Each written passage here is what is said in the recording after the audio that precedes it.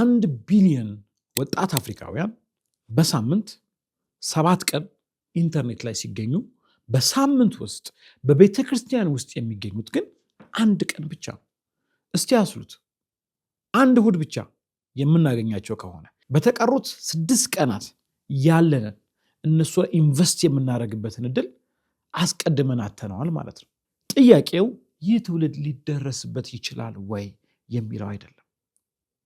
ጥያቄው ቤተ ክርስቲያን ይህ ትውልድ ባለበት እነርሱ ወዳሉበት ለመሄድ ፈቃደኛ ናት ወይ የሚለው።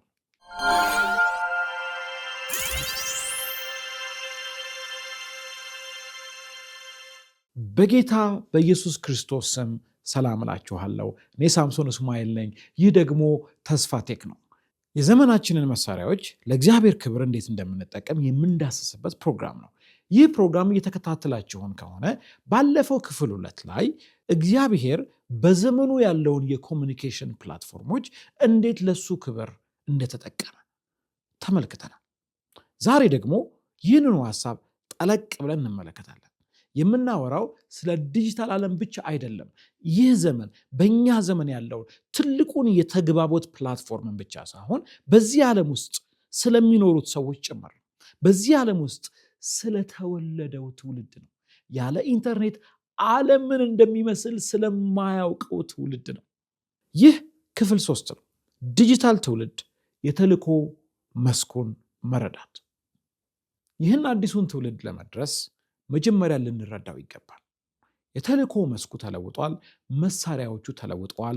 ቋንቋው ተለውጧል። ስለዚህ የእኛም አቀራረብ፣ የቤተ ክርስቲያን አቀራረብ መለዋወጥ አለበት። ቤተ ክርስቲያን የሚያስፈልጋት በጎ ፈቃደኛ ብቻ አይደለም። በጎ ፈቃድ ጥሩ ነው። ለዚህ ነገር መልካም ፍቃድ፣ አዎ መጠቀም እፈልጋለሁ ማለት ብቻ በቂ አይደለም። ቤተ ክርስቲያን ባህላዊ ብልህነት፣ ካልቸራል ኢንተለጀንስ ያስፈልጋታል። የዚህ ዘመን የዚህ ትውልድ ካልቸር ምን ይመስላል የሚለውን መረዳት፣ ማወቅ፣ አንደርስታንድ ማድረግ ያስፈልጋታል። ወጣቶች ለምን ቤተክርስቲያን እየለቀቁ እንደሆነ ግራ የሚገባችሁ ፓስተሮች፣ ይህ ለእናንተ ነው። ስለ ልጃችሁ ስልክ የምትጨነቁ፣ ስለ ልጃችሁ የስልክ አጠቃቀም የምትጨነቁ ወላጆች፣ ይህ ለእናንተ ነው። ቤተክርስቲያኔ የእኔን ዓለም አልተረዳችኝም የምትሉ ወጣቶች፣ ይህ በተለይ ለእናንተ ነው። እስከ መጨረሻው አብራችሁ ይቆዩ። ስለ አሃዛዊ መረጃዎች፣ ስለ ባህል ወይም ስለ ስትራቴጂ ከማውራታችን በፊት ከእግዚአብሔር ቃል እንጀምር። ዛሬ 3 የመሰረት ድንጋዮችን ማስቀመጥ እፈልጋለሁ። የመጀመሪያው የመሰረት ድንጋይ የጳውሎስ የሚስዮን መርህ ነው። 1ኛ ቆሮንቶስ ምዕራፍ 9 ቁጥር 22 ላይ ጳውሎስ እንዲህ ይላል፣ አንዳንዶችን አድን ዘንድ በሁሉ መንገድ ለሁሉ ነገር እንደ እነሱ ሆኖ። ይህን ቀስ ብላችሁ ድጋሚ አንብቡት። በሁሉ ነገር እንደ እነርሱ ሆኖ። ጳውሎስ እኔ ባለሁበት ጸንቼ ቆሜያለሁ፣ ሁሉም ወደ እኔ እንዲመጡ እጠብቃለሁ አላለም። ሆንኩ ነው ያለው። ይህ የድርጊት ቃል ነው። ተንቀሳቅሷል፣ ተለማምዷል፣ ተምሯል ማለት ነው። ሊደርስባቸው የሚፈልጋቸውን ሰዎች ባህል አጥንቷል፣ እነሱን ሆኗል። በእነሱ ጫማ ውስጥ ሳይሆን እነሱን ሆኗል ማለት ነው። ጳውሎስ በምኩራብ አይሁዶችን ሲያናግር ሙሴንና ነቢያትን ይጠቅስ ነበር። በአቴና በአሪዮስፋጎስ የግሪክ ፈላስፎች ፊት ሲቆም ግን የገዛ ገጣሚዎቻቸውን ጥቅስ ይጠቅስ ነበር። ወንጌሉን በፍጹም አልቀየረው። የተሰቀለውና የተነሳው የኢየሱስ ክርስቶስ ወንጌል ትላንትም ዛሬም ለዘላለም ያው ነው። ነገር ግን ጳውሎስ ለሚሰሙት ሰዎች በሚመጥን መልኩ የመግባቢያ ዘዴውን፣ ኮሚኒኬሽን ስታይሉ እነሱን በመረዳት በእነሱ መልኩ አቅርቧል። ራሱን ቀይሯል። መንገዱን፣ ዘዴውን ቀይሯል። ይህ ባህላዊ ብልህነት ወይም ካልቸራል ኢንተለጀንስ እንለዋለን። ይህ ጥልቅ መጽሐፍ ቅዱሳዊ መርህ ነው። ጳውሎስ ራስን ከአድማጭ ጋር፣ ራስን ከተደራሲያችን ጋር፣ ራስን ከምናገለግላቸው ከምንደርሳቸው ሰዎች ጋር ማላመድን እንደ መለሳለስ ኮምፕሮማይዝ እንደማድረግ አላየውም። ይልቁኑ እንደ ፍቅር እንጂ ሊደርሳቸው የሚፈልጋቸው ሰዎችን ስለሚወድ ግድ ስላለው በነሱ ዓለም ገብቶ በነሱ ሁኔታ ላይ ሆኖ ይህንን መልእክት ማቅረብን የፍቅር ምልክት አድርጎ ይመለከተዋል። ዛሬም ቤተ ክርስቲያን ያው መንፈስ ያስፈልጋታል። ወጣቶች እንዴት እንደሚያስቡ ስናጠና ወንጌልን እያለሳለስን አይደለም፣ የጳውሎስን ፈለግ እየተከተልን እንጂ። ወደ ሁለተኛው ሐሳብ እንሂድ። የመኸሩ መርህ። ኢየሱስ በማቴዎስ ምዕራፍ 9 ቁጥር 37 እና 38 ላይ እንዲህ ይላል፣ መኸሩ ብዙ ነው፣ ሰራተኞች ግን ጥቂቶች ናቸው። እንግዲህ የመኸሩ ጌታ ወደ መኸሩ ሰራተኞችን እንዲልክ ለምኑት። ኢየሱስ ያለውን ልብ በሉ። መኸሩ ብዙ ነው፣ አላለቀም፣ አልቀነሰም፣ ብዙ ነው። መኸሩ ከምን ጊዜም በላይ ዛሬ በዝቷል። ዛሬ በዚች ፕላኔት ላይ ከየትኛውም የታሪክ ዘመን በላይ ከየትኛውም ዘመን በላይ ብዙ ህዝብ አለ። ከዚህ ውስጥ ደግሞ ትልቁን ቁጥር የሚይዙት ወጣቶች ናቸው። ነገር ግን ኢየሱስ ሰራተኞች ጥቂቶች ናቸው ይላል። ዛሬ አንድ ነገር ልጠቁማችሁ። ስፔሻሊ በዲጂታል ተልእኮ መስክ፣ በዲጂታል ሚሽን መስክ ሰራተኞች ያነሱበት አንዱ ምክንያት የዲጂታሉን ዓለም እንደ ተልእኮ መስክ ባለማየታችን ነው። ወጣቶቻችን ብዙ ህዝብ የሚኖርበት እንደ ቤተ ክርስቲያን ግን የሚስዮን ዘርፍ አድርገን ያልተመለከትንበት፣ ሚስዮናውያንን ወደ ገጠር መንደሮች እንልካለን። ለዚህም እግዚአብሔር ይመስገን ድንበር አቋርጠው እንዲሄዱ እናደርጋለን። ግን ወደ ቲክቶክ ማንን እየላክን ነው? ወደ ዩቲዩብ ሚስዮናዊያን አድርገን ማንን እየላክን ነው? 70% የአፍሪካ ህዝብ ውሎውን በሚያደርግበት በዲጂታል ስፍራ የወንጌልን ዘር የሚዘራው ማን ነው? መኸሩ በየመስኩ ነው። አሁን ደግሞ ትልቁ መስክ ጠላት እየሰራለት ያለ ብዙ ትውልድን ከእግዚአብሔር አጀንዳ እያራቀበት ያለ ትልቁ መስክ፣ ብዙዎች እነሆ ክርስቶስን ያሳየናል የሚሉበት ትልቁ መስክ ደግሞ ዲጂታል ሆኗል። ስለዚህ ወደ ሶስተኛው ሐሳብ እንሂድ። የጥበብ መርህ ነው። ምሳሌ ምዕራፍ 18 ቁጥር 15 እንዲህ ይለናል፣ አስተዋይ ልብ ዕውቀትን ያገኛል፣ የጠቢባንም ጆሮ ዕውቀትን ትሻለች። አስተዋይ ልብ ሁሉንም ነገር አስቀድሞ አውቄያለሁ አይልም።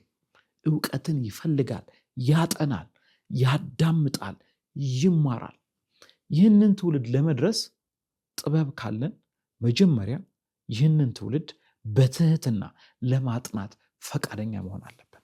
መፍረድ ሳይሆን ይሄ ትውልድ እንዲህ ነው፣ ይሄ ትውልድ እንዲያ ነው ማለት ሳይሆን ማጥናት፣ ትውልዱን ቀርቦ መረዳት፣ ማድመጥን ይፈልጋል ማለት ነው።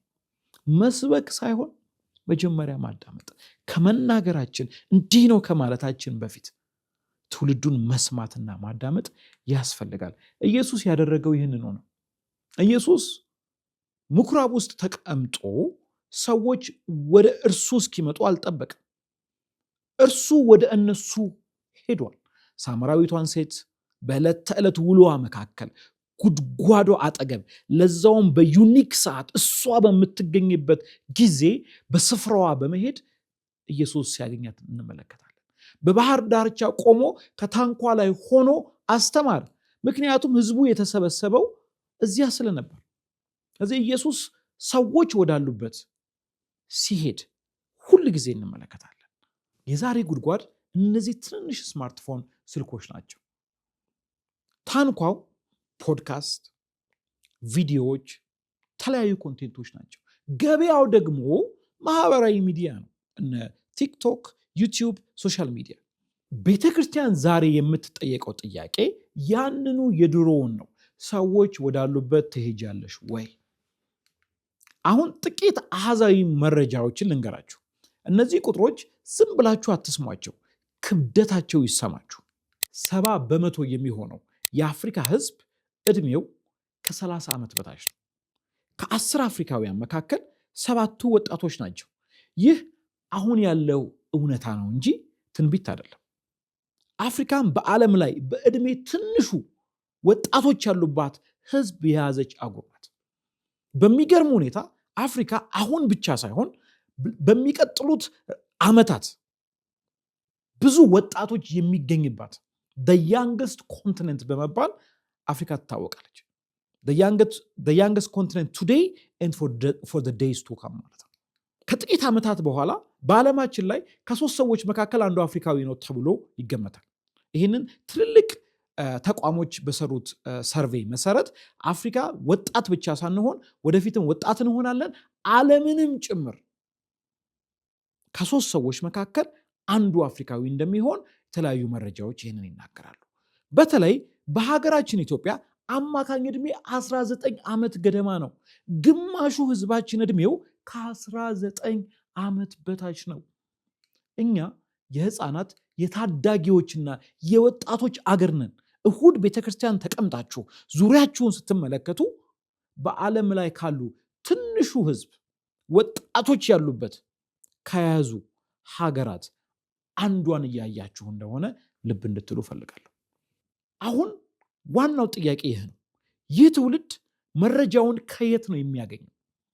ለዓለም ያለውን እይታ የሚቀርጸው ምንድን ነው? ስለ እግዚአብሔር፣ ስለ እውነት፣ ስለ ትክክልና ስለ ስህተት፣ ስለ ህይወት ትርጉሙን የሚማረው ከየት ነው? ይህ ትውልድ ፓስተሩን ከመጠየቁ በፊት ዩቲዩብን ይጠይቃል፣ ጉግልን ይጠይቃል፣ ቻት ጂፒቲን ይጠይቃል።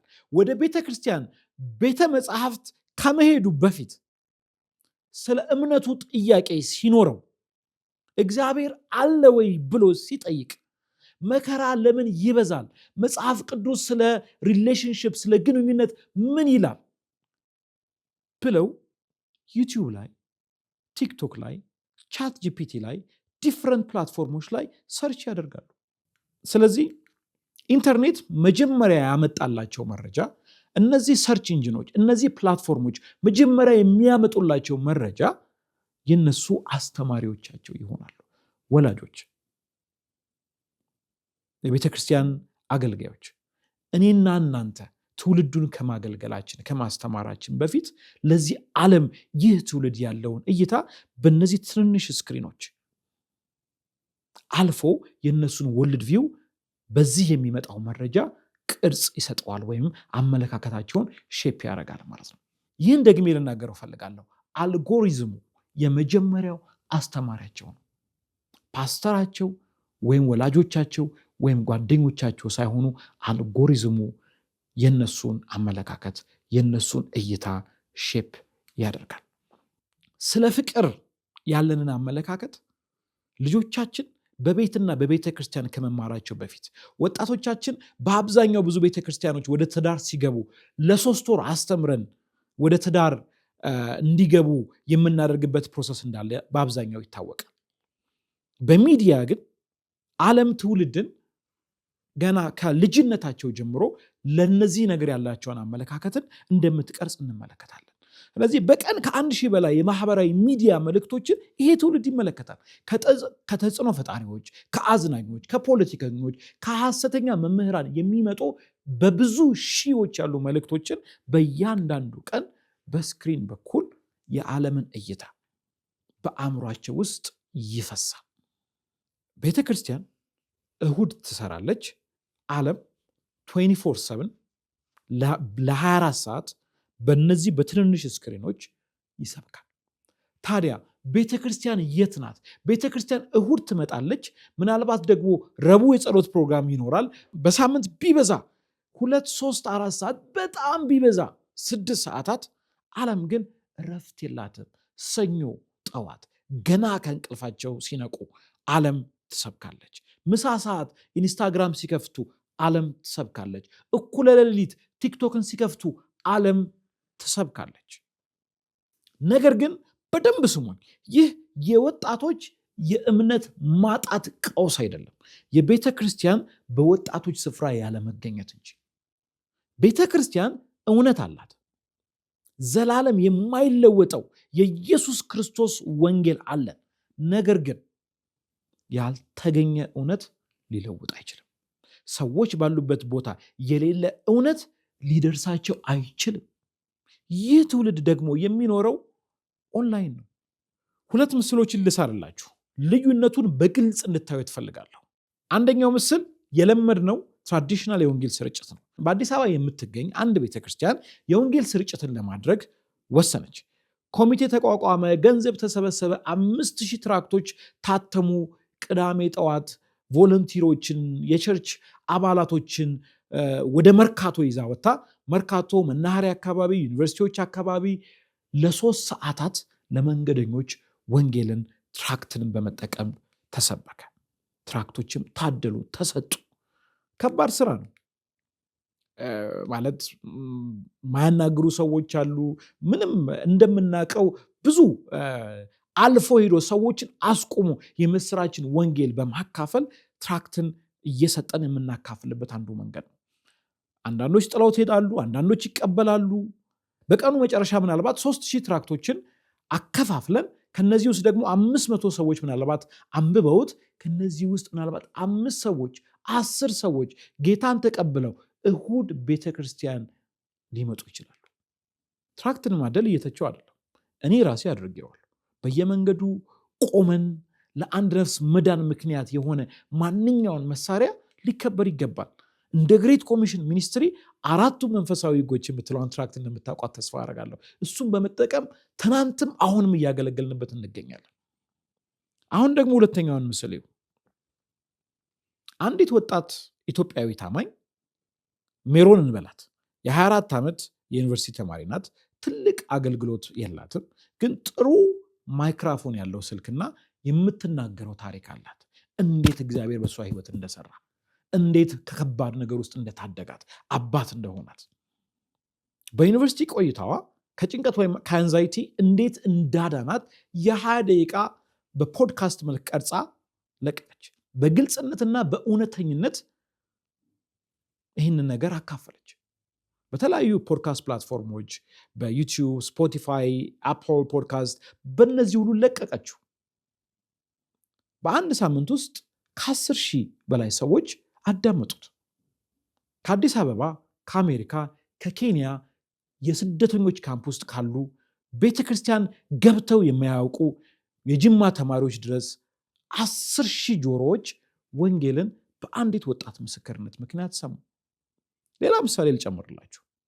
ዳዊት የተባለ የ21 ዓመት ወጣት ሰባኪ አይደለም፣ ቴዎሎጂ ስልጠና የለውም፣ ግን ቃሉንና ሀገሩን ይወዳል። የ60 ሰከንድ የቲክቶክ ቪዲዮ ሰርቶ መዝሙር 121ን አይኖቼ ወደ ተራራዎችን አነሳለሁ የሚለውን ከሰሜን ተራራ ጋር አያይዞ ይህንን በቲክቶኩ ላይ ለቀቀው። በአንድ ወር ውስጥ ምናልባት 500,000 ሰው ተመለከተለት። አንድ ወጣት መድረኩን ፕላትፎርሙን ስለተረዳ 500,000 ህዝብን ከእግዚአብሔር ቃል ጋር አገናኘ። አንድ ተጨማሪ ነገር ልንገራችሁ። ይህ ልቤን በጣም ይነካዋል። በገጠር የምትኖር አንዲት አያት ማንበብ የማይችሉ ምናልባት በውጭ ያለች ልጃቸው በዋትሳፕ ከነሱ ጋር ኮሚኒኬት እንድታደርግ ብላ ኢንተርኔትን ተጠቅመው ባያውቁም እቺ ልጃቸው በዚህ ዋትሳፕ ከሷ ጋር በሚያወሩበት በዋትሳፕ ኮሚኒኬሽን ምክንያት ዋትሳፕ ግሩፕ ውስጥ አዳርጋቸው በየቀኑም የድምፅ መልእክት ይመጣል። አንዲት እህት የመጽሐፍ ቅዱስ ጥቅስ ታነባለች፣ ትጸልያለች። እኚህ አያት ያዳምጣሉ፣ ይወዱታል፣ ለጎረቤቶቻቸውም ያካፍላሉ። ወንጌል በስልክ የጸሎት ሰንሰለት ምክንያት ቤተክርስቲያን በሌለበት አካባቢ ደረሰ ማለት ነው። ልዩነቱን አያችሁት? ይህ ትውልድ ሊደረስበት የማይችል አይደለም። በዲጂታል ዓለም ውስጥ ገብተዋል። እኛም ወደዚህ ዓለም ለመግባት ፈቃደኛ ከሆነ ወንጌል በዚህ በኩል መፍሰስ ይችላል። ይህ ትውልድ ሊደረስበት የማይችል አይደለም። በዲጂታል ዓለም ውስጥ ገብተዋል።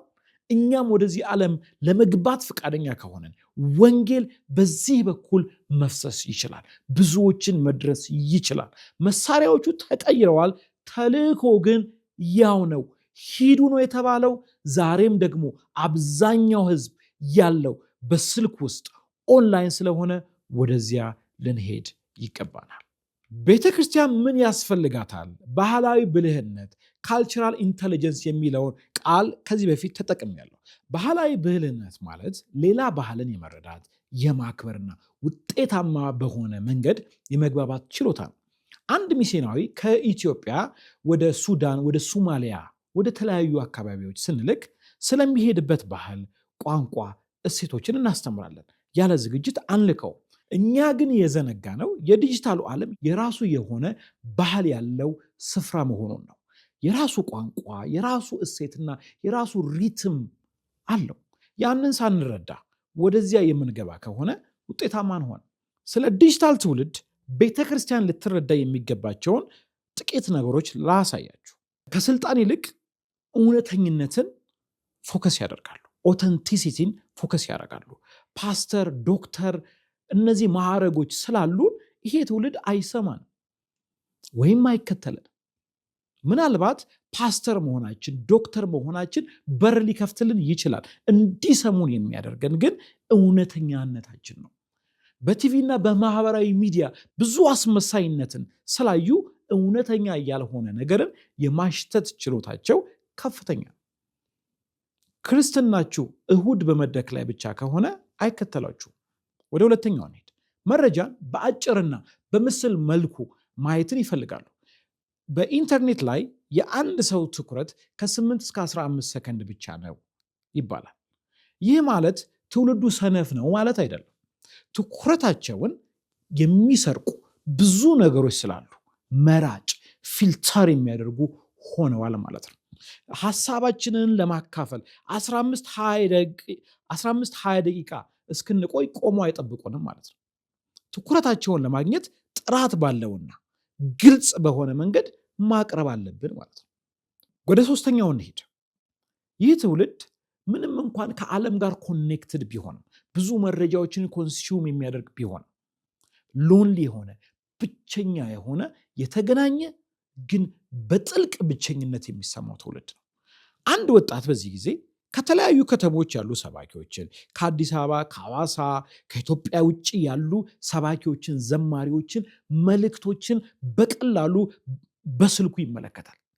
ነገር ግን የዲጂታል ግንኙነት በአካል ያለ ግንኙነትን አይተካም። ይህንን ልብ እንድትሉ እፈልጋለሁ። የዲጂታል አገልግሎት የቤተ ክርስቲያንን አገልግሎት የሚተካ ሳይሆን ኢምፓወር የሚያደርግ ነው። ስለዚህ ቤተ ክርስቲያን በኢንተርኔት የማናገኘውን ይሄ ትውልድ የማያገኘው ነገርን መስጠት ትችላለች፣ እውነተኛ የሆነ ህብረት። ወደ አራተኛው እንሂድ።